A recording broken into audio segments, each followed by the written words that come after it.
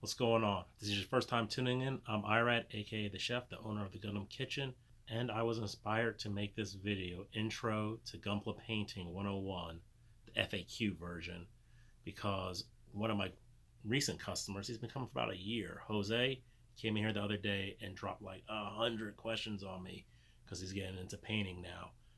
Great questions that I think everybody needs to know. And he was like, I was searching on Reddit, I was getting like 33 different answers for every one little thing I looked up. So just the kind of way to compress all this information, all that information out on the internet, down into a very workable and viewable and understandable way. I decided to make this video. So I thought I did one on intro to building, but because I've done that at classes in my own store and at cons, I completely forgot I never made a video for it. So just a quick like 30-second recap of what I would teach at the intro to Gunpla is Gundam started in 1978 and the show was basically saved by the model kits. If it wasn't for the model kits, probably wouldn't have this long franchise. Show came out, it did okay first season, but it was the models that really made people want them to do the second season, and that's what pushed the whole thing. So thank you, model builders, for getting us started on this great journey. And then secondly, it's really not that hard. All you need is nippers, tweezers, sand, some kind of sanding product, sanding sticks or sponges or metal files, and you're good. But let's say you've already done that. You got your sanding game on point and you're ready to move to the next step. You've done a little bit of panel lining, maybe even top coated already. You want to start getting creative. You either want to make your kits get rid of that total plastic look and paint them, or you want to change paint colors, or you want to start doing like custom builds, pulling parts from other parts, kit bashing. You will need to paint those kits because if you kit bash, it's rare it's going to be all the same color plastic. You have some crazy looking plastics together. So definitely a time you really need to start painting. All right, so let's start off some intro concepts first. Make sure you have your basic understanding and proficiency in model building because painting isn't going to cover up your mistakes. If you don't sand down a nub good, it's going to show. It's going to show really bad, actually. So unless you end up weathering it to disguise it, it's going to look bad. And you shouldn't really just be disguising your mistakes. You should be painting for a finishing product, not disguising stuff.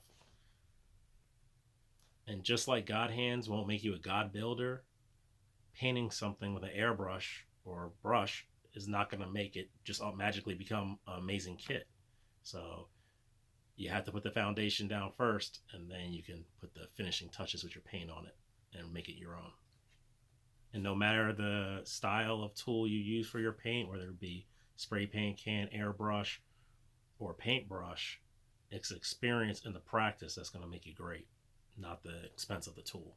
And that being said, the greatest way to get a lot of cheap practice in is spoons. Get your plastic spoons. Test on them. Especially the airbrush is extremely good test bed to test like candy coats and all those kind of things you're not sure about how to do. Try them on spoons. Or just when you're starting out, just to get nice smooth coats going, try them on spoons. Spoons are actually kind of challenging because it's a big flat surface and it's rounded. So you have to make sure you keep your distance with the airbrush all the way around. Then you got your SDs and your HGs, especially those HGs that you don't care about. You build them already, you're like, great practice. SD is another great one. A lot of flat surface to work on there. And they have decent separation, especially like the more basic ones. You might not want to do on those Mushu or the Sengoku styles with all that ornamentation and they use stickers to do a lot of the color separation. Skip those. Something that's very like the SDCS line would be perfect. A lot of color separation already in those kits. You're just practicing putting down nice flat coats. But what you don't want to do is whip out your favorite RG or MG for your first paint job. That's probably not going to work out too well for you. Next concept, peace of mind. Most of this stuff is reversible. You take some thinner or some household cleaning products like Windex and stuff like that, rubbing alcohol, and you can strip that paint off and start again. So if you mess up, especially with brush painting or airbrushing, there's a very good chance you can fix that. Sometimes with the spray paint, that stuff binds pretty good and you might have a little bit more trouble getting it off, but usually you can just take it back to start. And so you haven't really destroyed anything. And last concept, when possible, and you should really try to do this, buy hobby grade. So just like you can use some wire cutters that are meant to cut wire to cut out your Gundams, there's a good chance they're going to chunk them and divot them when you do that. You get good hobby grade plastic nippers, and you get a lot better results, more consistent, and they're not going to divot as bad. Especially the more money you spend on them, usually that's the case. And that works just with spray paint too. So you can go to Home Depot and Walmart and buy like a 350 can of spray paint, but that spray paint's made to like spray paint furniture or giant crafts, like much bigger surfaces than we're working with. The hobby grade spray paint has smaller particles and doesn't spray as hard, so it helps with overspray and layering on way too heavy. So it's just one of those things that you need to get the product for the application. Same thing with craft paints at Michael's, or AC Moore's gone. Hobby Lobby, I guess, would be the other one, or Walmart, or a dollar store. You know, you can find craft paints at these places. Try not to get those. There's plenty of people painting great stuff with these things. Dudes are doing great jobs with, like, Home Depot spray paint. I'm not saying it can't be done. I'm just saying the proper tool for the job usually helps make the job a lot easier. All right, so let's get into the FAQ part of this. So I hear a lot, what should be my workflow? How should I work through this process if I'm going to paint? So when or how do I paint the pieces? Do I build the kit all at once and then take it back apart? Do I cut the parts out, sand them down, and maybe separate them all to the colors I want to paint? Or can I just paint right on the runner? So let's start with the last one first. Highly suggest not to do the shortcut. This is recommended a lot around, and I don't know why it's such a popular idea. Otherwise, it does seem like a great shortcut. It makes sense. But painting right when you open up that bag and the stuff's on the runners is not a good idea, because if you guys have ever built one of those like gold coated kits, especially if they're not undergated, how much a pain in the butt it is to try to clip that part out and have it look good. It's so hard to get in there. You can't sand because you're going to mess up the part. If you use your knife, you might divot it or chip off more of the gold. So that's going to be the exact same problem if you paint on the runners. You put these nice coats of paint down, and then when it's time to cut out your parts, you have a whole bunch of parts that don't have paint on them. So then you're going to say, I'll just touch it up. But you're going to have uneven parts because you need to sand those parts where you cut them out at, or they're going to have like raised parts. So it's the easy way out, and it's not the most efficient way. If you're very experienced with building kits and you're like so good you don't need like the instructions half the time, there's really nothing wrong with cutting your parts out and separating them by color and then painting them that way. Me, I like to put it all together. I'm definitely the first thing I mentioned. Build it, see it. I need to visualize the whole thing as a solid piece, understand like my color, like what I want to do with the colors on it. It helps me a lot better if I see the built product and really decide then how I want to do stuff. That's a little personal. Some people can visualize that without even doing it. Some people might use an app and change the colors of a picture of the Gundam. But for me, that's the way it works best. I'll build it, then I'll break it back down and put it on alligator clips. I should have had some of those available so you guys can see. But basically, there's those little metal clips that you see in electrical work, where you're just going to have that on a skewer, and you're going to clip your parts on there, and that makes them easiest for spray painting or airbrushing. Even hand painting, you need some way to hold them, so they do work for that too. So yeah, reiterating, personally, I always build my kit, do all my sanding, then I strip it back down and start painting. I know plenty of people who do excellent jobs of never building the kit and just putting it into parts and separating those parts out and coloring them and then building. It works for them.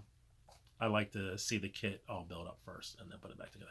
Another issue is why I think I like my style better, or for myself, is that you also want to know where some of the friction points are and the rubbing points and stuff like that. Because if you've never built it, you don't know that piece has to go in at some weird angle and it might scrape all the paint off when you push it in like that. So if you've already built it, you already see some of the issues that could happen. and you can start figuring out ways to work around those issues. So that's why I like to build first. So paint process. So like we said, you need to have your stuff prepped. So that means all your sanding needs to be on point. It needs to look nice and smooth. If you're going to go the fully correct way for the optimum product, this would be the steps. Surfacer. You would go from your finished, ready to be painted piece of plastic, and you put surfacer on there. Surfacer is a product that can be sanded really well. So this will give you a nice, smooth, buttery smooth finish after you sand that surfacer down and find any high ends or low ends. This is not necessary. This is just if you are like super want the best finished product you can do, you want to go that surfacer route. If you don't care about that, skip that section. I often do myself. I don't think I've probably surfaced like twice. So you can definitely skip that section. Oh, before you even do the surfacer, and this is a question you probably have seen floating around. Do you need to wash your kits? Yes and no. I see a lot of people who, as soon as they get a kit, they wash it. I don't get that concept, and I've probably said that in the video before.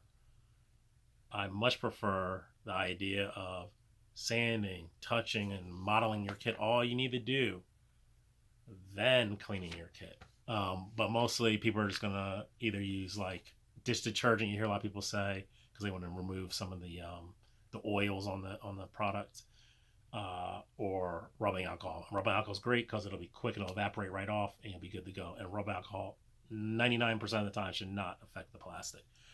Those gray PC parts are probably the most fragile plastic in your kit, so be careful with them. But otherwise than that, everything else should be fine. So, yeah, I would always suggest, and I often forget, to wipe your product down before you're ready for paint, and then you'll have a nice clean surface to start priming on. So surface if you're super particular and you want perfection, surface. If not, skip it. Prime. Must prime. A lot of people get around priming. Prime. Please. Please prime. Unless you're using like the crazy Walmart paint that's so thick, you probably don't need to prime. You should prime because your layers of paint on top of that primer are probably thin and subcolors could radiate through. So, example, kit is red. The part you want to paint is red. You want to make it white. If you don't prime and you put white on top of red, it's going to take a ton of coats for that red not to show through. And it still might radiate through a little bit. So that's why you probably want to prime. One of the main reasons you prime. Another reason you prime is that primer adheres to the plastic better than the paint adheres to the plastic. The paint adheres well to the primer though. So the primer is a base layer, a foundation layer to get you started with. So it blocks out the subcolors. It makes a kit all one color because you're usually going to prime in like gray, black, or white. Usually whites or grays for Gundams. And then you'll be putting your other color on there. Why do they make so many colors of primer? Because we want you to be able to see what you're painting, right? So if you're painting white as your base coat, we don't want to paint white over white primer because it'll be very hard for us to tell if we got good coverage. So gray primer works good for that. Or vice versa. If you were doing gray, you want gray primer and gray base coat because you wouldn't be able to see the difference unless it was a very different shade of gray. So prime, then base colors. This is 101 here. We're not talking about pre-shading, post-shading, highlighting, zenithols, and all the other, and filters and all that kind of other, like, that's further along. I'm trying to get you guys on base painting. Like, get a kit painted, right? Not all the special effects going on. So we're just talking about the basics of painting. So when I say base, I'm talking about the primary color that part's going to be. One color in this case because we're not getting fancy yet. So if you want to paint it yellow, you base it with the yellow paint. And you're done, basically. So base, then we're going gloss coat. And this is really only necessary if you need to do water slides and you plan to panel line with a panel wash. If not, You can skip the gloss coat if you don't want your finished product to be glossed and you don't care about panel lines. You can go straight to matte coat if that's what you want to do. But I suggest always putting a top coat on your kit to protect your work. But if you are going to do washes for the panel lines and you are going to do water slides, you need to put down a gloss coat so you have a nice smooth surface to work on for those two things. And a protected surface. This will put a layer of protection between your paint and whatever else you're applying onto it, especially those washes. Because if you don't do that, sometimes those washes will seep into your paint. Especially if they're not gloss. Gloss seems to be smooth enough to let them run where they need to go and not do that seeping, but they're not gloss. If you're throwing out a matte coat, it will almost always seep right into there. So, gloss coat, then you're going to do your water slides, your washes. Actually, I would do my washes first and then my water slides, just so my washes don't get into my water slides, because that's always a weird thing. So do your washes, your water slides, and then whatever your finishing top coat is. Most times, people are going to put down a matte coat. Matte and flat are the same thing. So this is one of those weird things in the hobby. Same thing. So put your matte or flat or your semi-gloss or your satin or whatever type of top finish you want to put on it at that point. All right, we already touched on this pretty much really well. Surfacer versus primer. Just to reiterate, surfacer is for sanding. So it's a coat that's going to adhere really well to the plastic, and then you can sand it. It's made to be sanded, so you get a buttery smooth surface. If you have any highs or lows or anything, you can sand them all out, and you have a butter smooth surface. After you have surface, you put the primer on. You do not have to surface, but you do need to prime. Prime gives a binding coat to the plastic, and the paint likes to lay on the primer better than it likes to lay on the plastic. If you don't prime, you have a much higher chance of chips and flakes. So that's why you prime. Second reason you prime is to block whatever the color of the plastic is from radiating through your paint. All right, next question. What type of paint should I use? There's like 3 main types of paint. So what should I be using? So let's go over the 3 types of, the overall 3 types of paint. So you have acrylics, lacquers, and oil/enamels. They're pretty much the same thing. Acrylics come in water-based acrylics, and they call them in solvent-based acrylics. And when you get to the solvent-based, they're not that far off a lacquer. So a lacquer is an acrylic pigment in lacquer thinner, or medium, I guess is probably a better term. So it's floating in lacquer. And oil and enamel are thicker paints. When you get them in like a tester's bottle like this, they're even here, they're really thick. But if you think about, like, if you go to the art store and you buy those hard like toothpaste tubes of oil, they're super thick. They're like toothpaste. It's kind of crazy. So they really need to be thinned down a lot to be used in what we do. So let's do the pros and cons of each one. Acrylic water-based. So these have a lot of benefits. So let's go no odor, easy to find. They're very accessible. They are also made in airbrush ready versions. So you can get like Vallejo and airbrush. Almost every major hobby company has an airbrush version of an acrylic water-based paint and a regular hand brush version of an acrylic water-based paint. So, and they can also be, the regular hand brush ones can be thinned down to become airbrush paints.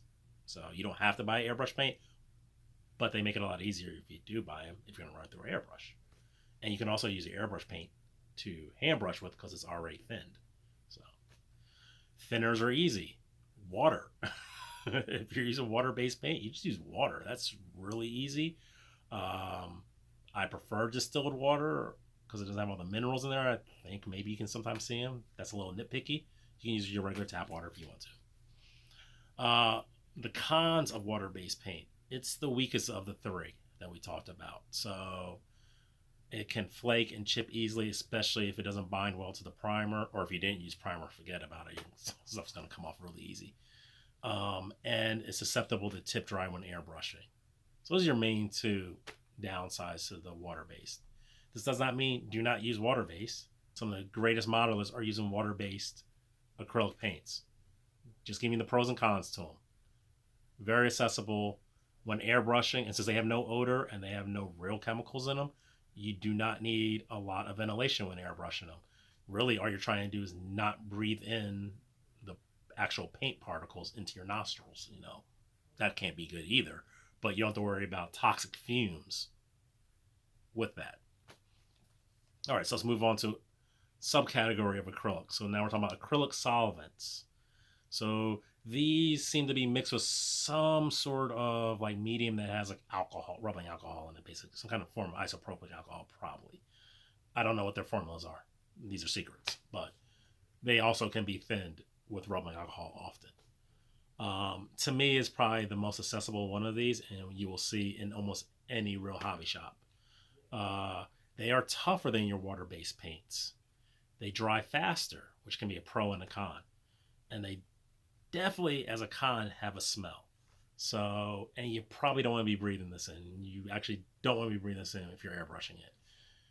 Even hand brushing, you probably want to keep the open bottle right away from you so you're not just like inhaling it while you're doing it, because after a while it's going to get like, you have a little headache in the morning like you're hungover. So those work really well. And there's a trick I'll get to a little later to do with your Tamiya paints. Next is your lacquers. So now lacquers will keep moving up tougher and tougher. So lacquers is going to be tough, way tougher than your basic water-based acrylic, which means less chipping, better adhesion. They dry really fast. Like you can just, especially in an airbrush, you can drop a coat of that, 10, 15 minutes later, come back, drop another coat, another coat, another coat. Great. Dry super fast. But, and this is a big but, they stink. And you must ventilate with these because the headaches will be serious and you're probably causing some brain damage. Oil paints are, as far as I know, the hardest when they dry, but you gotta let them dry. They take a week, easily. And if you slap them on thick, it could be longer than a week. They take a long time to dry. So, not my favorite for any application really in doing my base coats of paint because of the time. But they dry hard. And if you're gonna brush paint, you can get some really cool effects with oils because of that drying slow. Helps you get some really nice effects. You can do really nice blends and stuff like that. These things do stink, so that's a con. Really strong, funky smell. I mean, you get odorless thinners, but the paint itself usually stinks.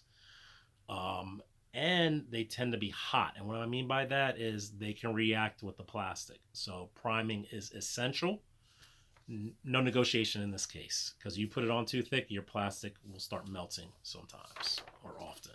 How should I apply my paints? That's a good one. So let's go through the pros and cons of each one. We have hand brushing, we have spray paint cans, and then we have airbrushing. Hand brushing, affordable, accessible. You can get brushes pretty much anywhere.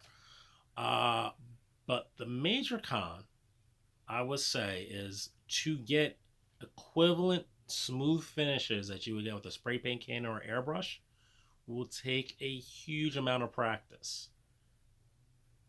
I think the people who are best served by hand brushing are people who already have a passion for hand brushing. They're maybe artists already, or they've been hand brushing stuff for years, maybe doing finishes on furniture and stuff like that. They're really good at understanding leveling of paint when using a brush, and they get smooth finishes already. Because the learning curve to get really smooth finishes in hand brushing is difficult, and I've tried several times just to practice it, and it's not worth my time, especially since I have access now to airbrushes. So airbrushes and spray cans are going to give you much flatter finishes, but they come with their costs too. So let's talk about spray paint. Fairly cost effective, but in the long run, I don't think it really is, because of overspray. You're spraying a lot of that can into the air. Most of it's barely touching the product, because if you stay on the product, you're going to overspray instantly. So in theory, you can get like a spray paint can for like $6, and you could probably paint like 2, 3. I mean, usually you're not gonna paint a kit all in one color. So if it's like the red on a kit, you could probably get like 4 kits out of it.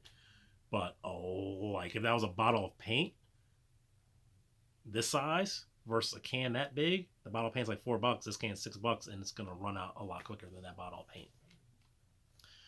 So there's a lot of overspray. So that would be the con. The pro is it seems affordable from the door, and it's fairly accessible. You can get spray paint cans at most hobby shops, but another con is you can't mix colors. So you're stuck with whatever selection they have. That's the colors you get. It's the colors they have them out, right? And like I was saying, the lack of control is another problem with the spray paint can. It's very easy to overspray, and you waste a lot of it just spraying it in the air because it's all over, coming out. It's all over the place. But I think the spray paint can is good for the person who just wants to dabble in painting. They don't plan to paint a lot of kits, but there's this one kit they just got to change the colors on because they just had this great idea. One or two kits, I got to change them. I don't want to invest in the airbrush. I don't want to spend the time to master my hand brushing, but I got to change these colors on this kit. That's the person that spray paint's best for. You're not going to do a lot of painting, but you got to do it on a few kits. Airbrushing, you can accomplish really cool effects with minimum learning curve and time. So the time to do a cool faded effect with an airbrush or a pre-shade or a post-shade is a lot quicker than the time to learn or perform that same technique with a brush. You can do them with a brush, but it will take a lot of practice and a lot of practice and time. So airbrushes make that process way quicker. You can get some really, really smooth finishes with an airbrush, just like with a spray paint can, but with more control. And you can spray every type of paint through the airbrush. We'll talk about why you might not want to later, but you can spray your primers, your surfacers, your base coats, your filters, your anything, including your top coats through the airbrush. You might not want to, but you can if you want to. And you get that same control and all those type of things. The downsides to the airbrush, obviously the cost. It seems to be a very high cost barrier, and to get quality stuff, it is pretty expensive. I mean, you're probably going to drop $300 to get a good airbrush setup. You can keep it as low as like $80 for the compressor and airbrush off of like Amazon, but it's not going to be high quality, and you're probably going to be wanting more in the near future. That's if your compressor even lives long. But again, I don't want to hate on that because there's plenty of people getting really good results out of all of these things, including cheap airbrushes. So skill and practice usually can trump tool, but having a good tool will always make it easier for the person who has those skills, you know? The other downside to the airbrush is a lot of people think the airbrush is so intimidating, but it's really the cleaning that's the hard part. You got to keep that thing clean and working so that the next time you want to pick it up, it's ready to go. Because otherwise, you're going to spend a whole lot of time stripping it down and cleaning it when you're ready to actually do work.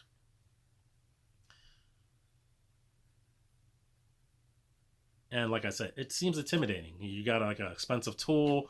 You've got a learning curve to that tool.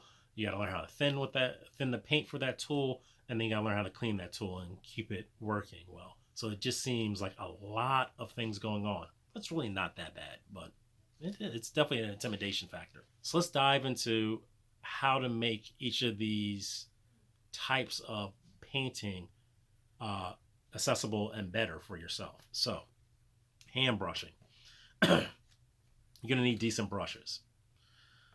In a few shapes. So you don't just want the flat one, you also want the rounded one and a couple other shapes, right? And sizes, because some parts are small, some parts are bigger. And that's kind of the hard part about Gunpla is that it's a lot of flat surface. So that's why brush painting is not as easy. So if you come from a miniature wargaming background, most miniature wargamers hand brush, you know. Airbrushing is recently becoming more popular, but most of them hand brush. And even if they airbrush, they're still going in there and doing a lot of the details with hand brush. So they do really well hand brushing because it's really small details and less flat surfaces. As you move into Gunpla or other mechs or vehicles, you have much flatter surfaces. And on those flat surfaces, you do not want to see brush strokes unless that's the type of paint job you're trying to accomplish, which I can't see that often being the case. Usually you want nice, smooth, painted metal, right? That would be the case in vehicles and a machine. So you need the brushes. They need to be of decent quality, because the better the quality is, usually the softer the brush is, and it's not going to be leaving a lot of brush strokes. You're going to need to focus on your thinning game. So how you thin that paint, whatever paint you're using, to get the results of a finished surface. So that's just going to take practice. That's when you pull out those spoons and you practice on those spoons and stuff like that. Determine what thinning ratio gives you the best results. I don't know. I don't hand brush that much, and every paint's a little different, even within a paint line. So paints, just to get heads up, this is regards to airbrushing, hand brushing. Paints react differently. So yellows and reds, especially yellows is a very difficult color to paint. White is a very difficult color to paint. Covering it over stuff to make sure the undercolors don't radiate through. The pigments sometimes separate in those colors, so you need to put a little bit more on so it's nicely covered and you don't see whatever's underneath there. Like I said, usually you want to prime and gray, so you need to make that gray disappear if you're doing white. So you need to make sure you're getting nice, good coverage of your paint. So between the thinning and just the properties of the paint itself, like whites and yellows and sometimes reds, those pigments and those colors don't seem to be as opaque as other colors do, like black and dark grays and blues are much easier. Metallics are often very easy to hand brush, maybe because of the flake, and you don't see the pattern of the brush stroke while the flake is breaking up the light. So, or they level better. I don't know why metallics seem to be so easy, almost in every medium except for, I would say, oil paint maybe, but definitely in the lacquers, definitely in the acrylics, metallics are usually very easy. Sometimes gold's finicky. All right, back to hand brushing. A wet palette. And a wet palette, if you don't know, is basically a container with a damp layer. If you're doing it yourself, you can use a paper towel, damp paper towel, and then a layer that lets the water vapor seep through, but also holds the paint. So in this case, we usually use parchment paper. You can buy these already pre-made, but if you want to make it yourself, that's the elements. This will keep, especially acrylic paint, water-based acrylic paint, and this is the only time you really use it, is water-based acrylic paint, wet and vibrant. So you don't keep having to add thinners to it or adding water to it. It'll be ready to use, and you can actually close it up and it'll stay good for like a week. And then oil paints, they can be really good for hand brushing. Because of that slow dry time, you get a lot of more advanced techniques done, and they seem to dry a little more level. I guess they have a leveling agent to them. I'm not sure, but they're nice. So if you're gonna definitely go down the hand brushing route and like you're living in hand brushing, you might want to explore the oil paint route then. If that's where you're gonna live, and you're like, I'm never airbrushing, then maybe delve into the oil paints. All right, spray cans. Always buy hobby grade.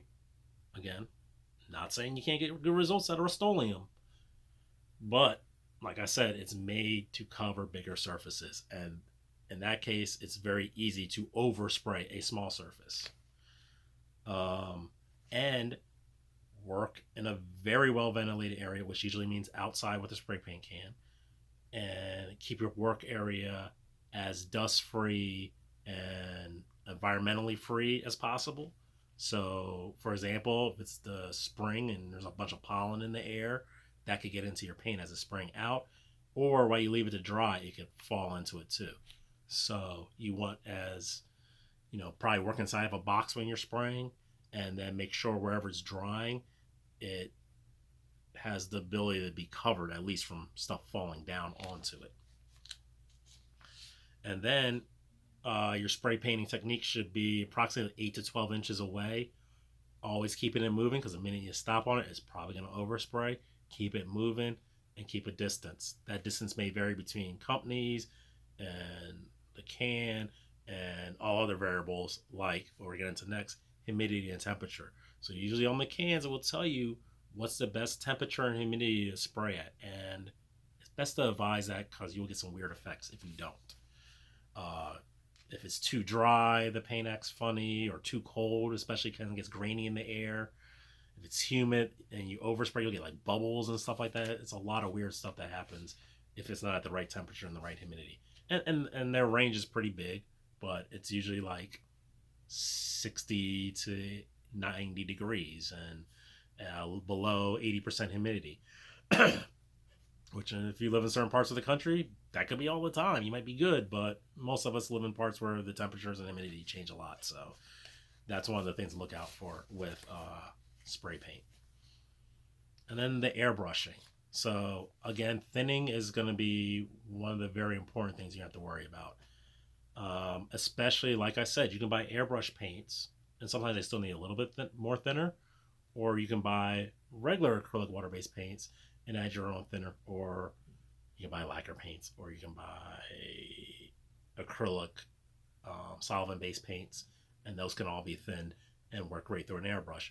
But the ratios of thinning are pretty important. So I usually go by the rule of like a third to 50% thinner, and I usually stay closer to a third. I know people spray at like 50% and get great results. They like really thin paint.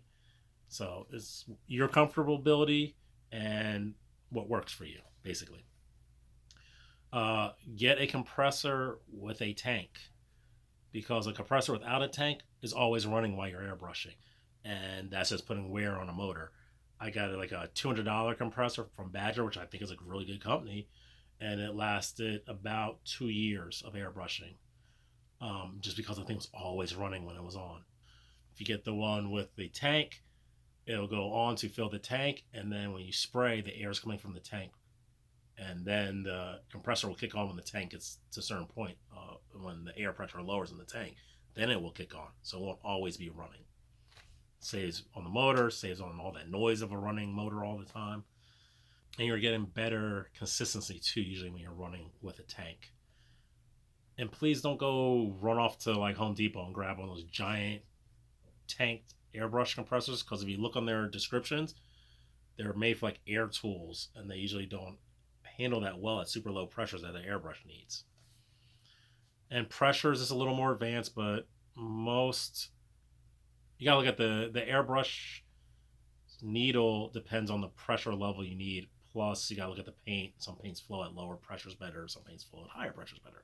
So those are tinkering type of things, and you can probably get pretty reliable advice on that on the internet when you're ready for that. All right, so let's get down to a little more nitty-gritty questions. So here's one: drying versus curing. So a paint can be dry to the touch, dry enough to put another layer on, but that doesn't mean it's cured. Cured is different. Cured means that the paint has completely solidified, I guess. Done all the stuff it has to do to completely be at its final set position. Like it's hardened, it's off gassed, whatever's in there, and it's solid now. It's at its best. It won't change any more from this point on. And in a lot of paints, that takes about a week. Even in acrylics, even though they dry really quick, they're not fully cured for like 3 to 7 days. And then oil paints, some things don't even dry for like 3 days, and then it's probably another like 4, 5, 6, 7 days before they're fully cured. So curing time is different from drying time. But usually you can put more layers of the same kind of paint once it's like dry to the touch. But if you're ready to start putting your kit back together, you probably want it to be cured, because that's when it'll be its hardest. If you start throwing your kit back together right after you drop the coat of paint and it's dry to the touch, that paint's not fully solid, and it has a much more chance to scratch and chip and flake off. All right, here's a tip I was going to give you guys earlier. Tamiya with Mr. Leveling Thinner. This is the thinner Mr. Color uses in their, or would like you to use in their lacquer paints. But for some crazy reason, Tamiya, which is a solvent-based paint, works really well with it as well.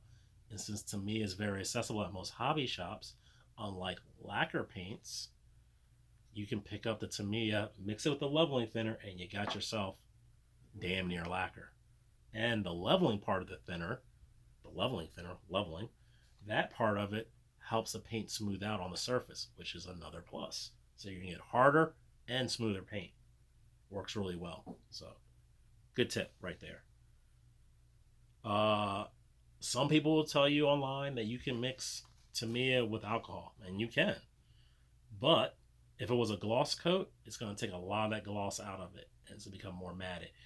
If I remember correctly, I've tried their metallics, and sometimes it gets a little funky and separates the metallics. So I would prefer you to either use Tamiya, however you like to say it, Tamiya's own thinner, which if you're at a store that sells their paint, you should be able to get the thinner, or use the leveling thinner versus alcohol. If it's time to clean your brush, your airbrush, or your brushes, alcohol is perfect.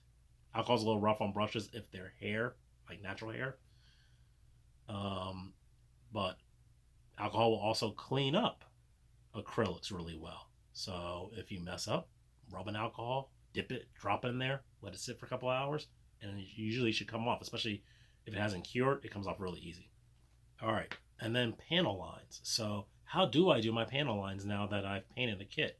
Because if you go and grab your Gundam fine tip panel liner, it's not going to work that well. You'll get like a couple millimeters and then it'll look like it's dried up and it won't work that well. So then you could pull out your micron and that works better, but then it's kind of hard to clean up. This is the time you need to learn how to use washes. And the really popular wash at the moment is Tamiya's Panel Accent. Works really well. It has a little brush in the dropper top, or a brush in the top, and works amazingly well. So you can use other brands too. Not knocking anybody. MIG, AK, all make good enamel based washes. You can even use acrylic washes. I just find the enamels to work a little bit better. So what you want to do though, the main thing, and I said this before, is after you've done all your painting, you want to top coat with that gloss. That gloss paint will protect your previous layer, and it will allow the panel wash to run really well. And then I prefer using lighter fluid to using enamel thinner, just because enamel thinner is a little hotter than lighter fluid. So at times, especially if you didn't let your top coat, your gloss coat, harden and cure, if you go to use enamel thinner, it might start eating through that gloss coat. Just to be safe, I suggest lighter fluid. And you can use a Q-tip and you just clean up the sections where you dabbed your brush down to drop that line. And it's very simple because you didn't actually have to paint that line in. The fluid actually ran through the line, so you don't have to clean up the one spot where you dabbed it at. And that's the beauty of wash. And in conclusion, it is no reason you shouldn't be using all the techniques. You should be using the combination of hand brushing and spray paint and airbrushing.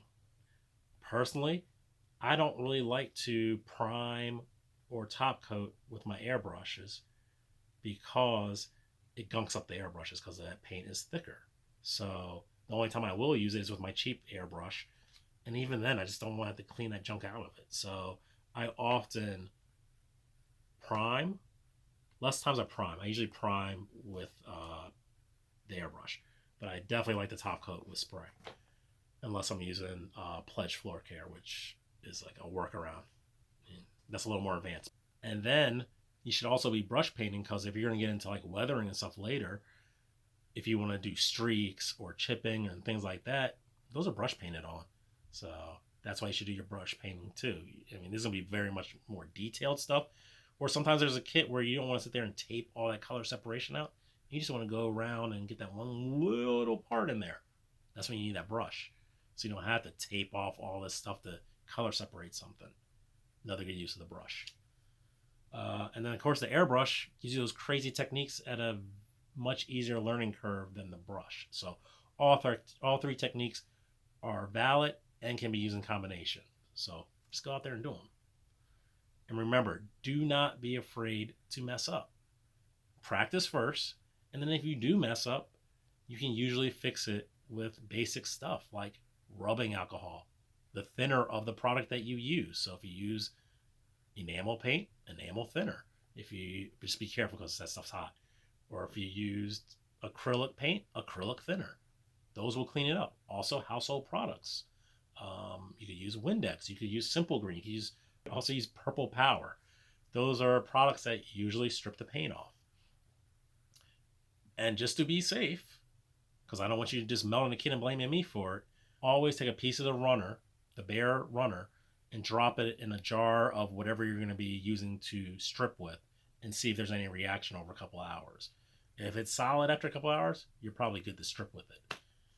And that's all I got for you guys. I hope this was informative, and give me some suggestions on other ideas. You know, I'm pretty much an open book. I am not hiding any secrets from anybody because I'm not trying to be a competitor in this game or anything. I'm just trying to get you guys to understand and to help you build better. You know, as a builder myself, I am not the master technician. So I can't give you like super advanced painting tips.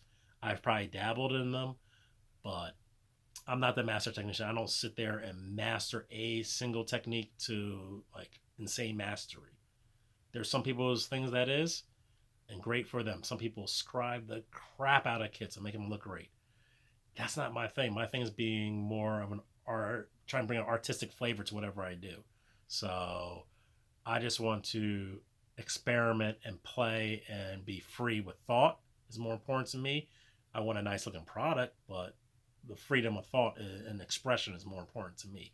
So I dabble in a lot of different things is because I want to use those techniques, but I don't necessarily master those techniques. So, you know, just being honest with you guys, I've messed with a lot of stuff, haven't mastered many of them, but I mess with a lot of stuff.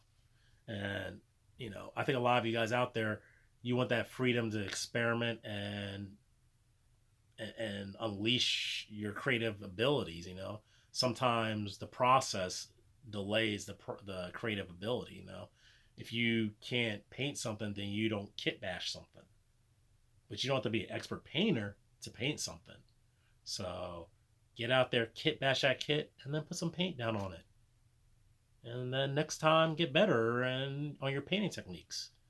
But keep experimenting and experiencing whatever you want to do with Gunpla, or any modeling for that matter. You know, you don't have to be an expert to try it, especially if it's halting your creative abilities. You know, if you have a crazy idea, you know, crazy colorway or crazy kit bash or crazy diorama, but you don't know how to do dioramas yet, don't let that fully stop. Research, understand, practice, get good at it, and then go do it. But you don't have to be a master. Just do it. You know, you'll get a lot more out of the hobby that way. All right, guys, have a good one, and I will talk to you later. Peace.